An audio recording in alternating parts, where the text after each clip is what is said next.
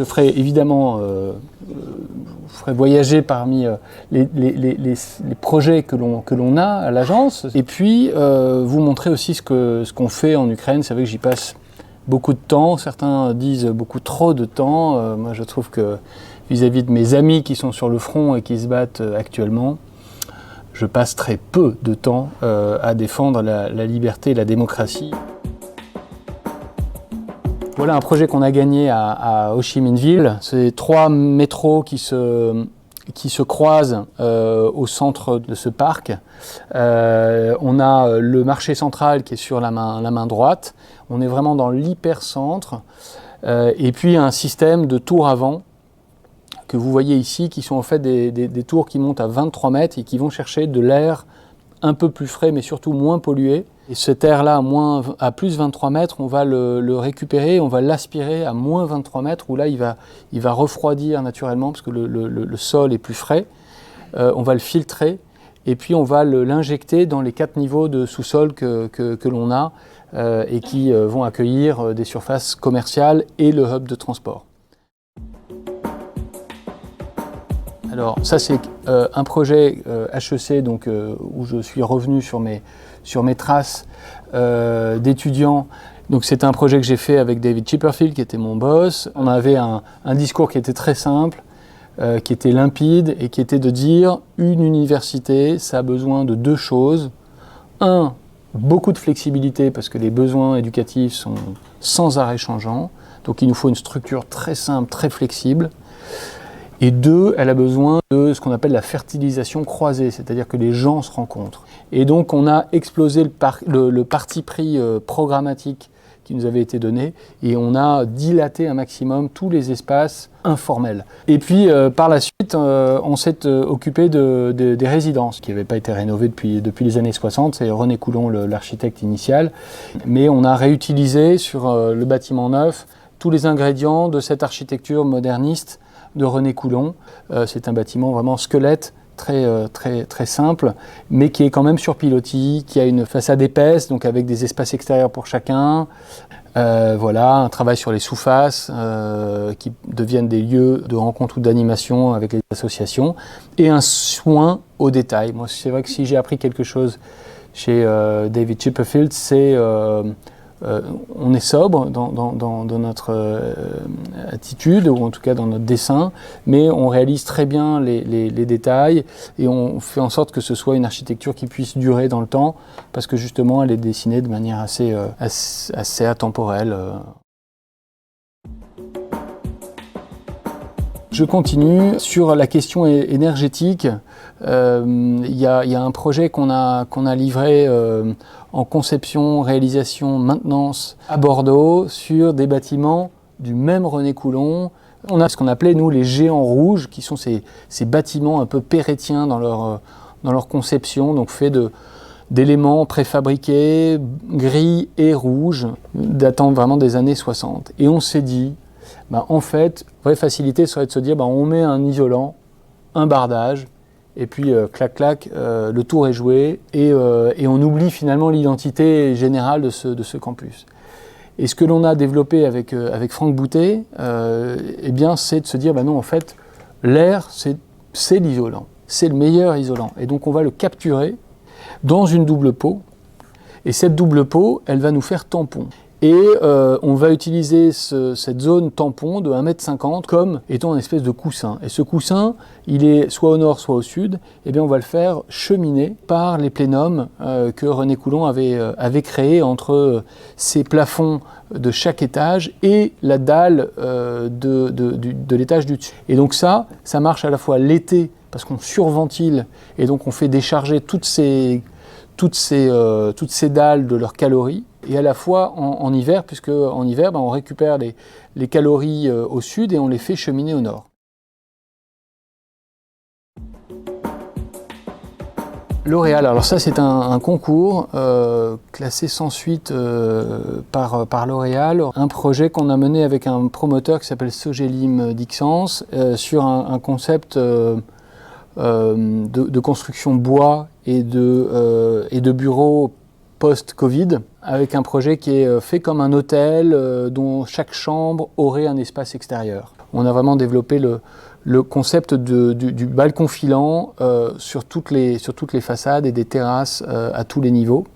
Et puis on s'est intéressé aussi parce que dans le tissu urbain, il y avait une vraie incongruité à se coller à une parcelle avec là une barre moderniste sur la droite, bien de se dire on est plein sud, on a un pignon aveugle, et ce pignon aveugle on va l'utiliser comme un mur trombe et on va travailler sur des éléments de terre crue qui puissent permettre d'emmagasiner la chaleur au sud et de la restituer selon les besoins à l'intérieur. Puis voilà, on voit les ambiances intérieures que cela peut générer avec cette structure bois et ces différents niveaux.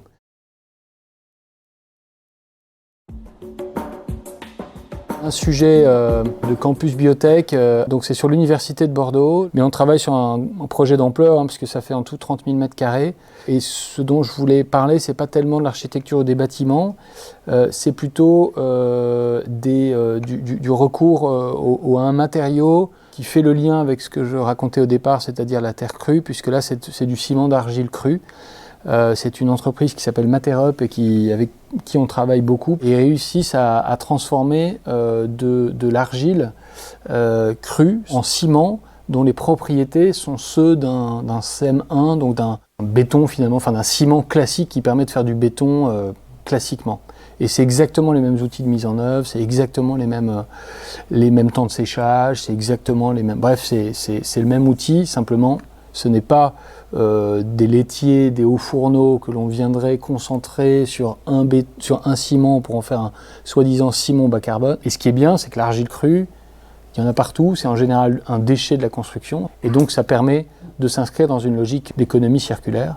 Et ce qui est intéressant, c'est qu'en fait, la teinte du béton d'argile aura la teinte de l'argile du coin. Et ça, je trouve que ça refait sens d'un point de vue territorial et d'un point de vue régional.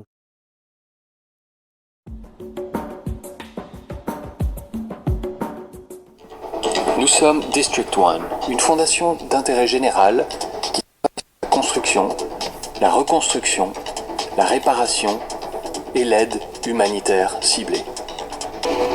Parmi nos projets, qui ne sont pas seulement humanitaires mais qui peuvent avoir une portée culturelle forte, on développe avec l'agence Martin Duplantier Architecte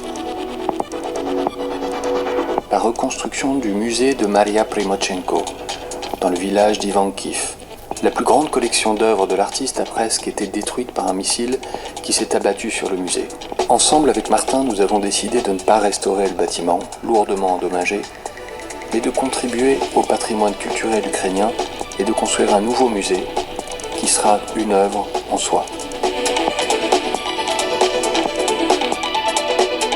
Depuis 2014, en fait, j'enseignais en pointillé dans des écoles d'architecture là-bas. Et donc, première chose que j'ai fait, c'est que j'ai rassemblé ces étudiants et on a commencé à faire du tracking, à faire de la cartographie dédiée au patrimoine ukrainien, qui était la cible de beaucoup d'attaques. Et puis par ailleurs, on a été contacté par la ville de Boutcha, donc cette ville martyre à l'ouest de Kiev. Et donc on a développé un projet qui soit en fait ancré dans les traditions constructives de l'Ukraine. Parce que vous avez l'architecture monumentale ukrainienne qui est en fait faite d'influences diverses et variées. Donc vous avez des bâtiments d'obédience plutôt austro-hongroise, vous avez des bâtiments d'obédience plutôt polonaise, d'autres plutôt russes, et puis vous avez l'architecture vernaculaire. L'architecture vernaculaire en Ukraine, elle est fantastique. Il y a des bâtiments entiers qui sont faits sans clous, qui sont faits sans un morceau de métal. Et cet art de la charpente, il a été un peu mis de côté évidemment par les soviets qui ont assemblé des panneaux de béton préfa comme à Vladivostok ou à Murmansk. Ils ont fait la même chose dans toutes les villes ukrainiennes. Et donc nous on pense que les différents bâtiments que l'on porte, ça doit être le moyen de de recréer du lien et avec leur identité constructive, mais aussi avec leurs ressources locales et évidemment avec ce manque d'énergie enfin, le fait que l'énergie coûte très cher en Ukraine, c'est pour nous un signe qu'il faut construire différemment, il faut construire avec des moyens qui sont très peu énergivores, donc le bois, donc la terre, et on va s'appuyer sur les savoir-faire locaux, donc on travaille beaucoup avec les charpentiers, et on ne sait pas de quoi demain sera fait, puisqu'en effet il y a beaucoup de ce qu'ils appellent les garçons là-bas, mais il y a des garçons et des filles qui sont sur le front, malheureusement beaucoup sont morts ou sont invalides, et donc il va falloir qu'on adapte aussi l'outil industriel, l'outil de construction, un énorme pays à reconstruire sans main-d'œuvre ou avec peu de main-d'œuvre, ça va être compliqué. Et puis, il y a des projets qui sont plus marrants que d'autres. On développe aussi beaucoup de choses autour des écoles. On a fait un atlas de toutes les écoles ukrainiennes. Il y a 61 types d'écoles ukrainiennes.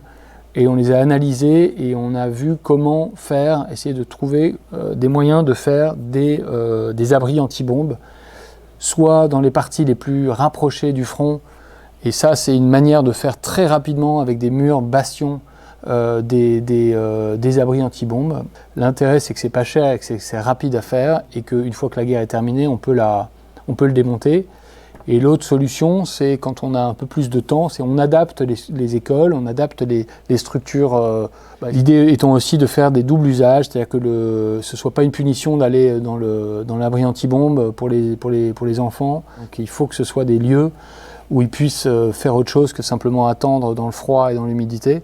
Et donc il faut les rendre sympas et agréables. Et puis le dernier point, c'est vous parlez des bâtiments sans clous.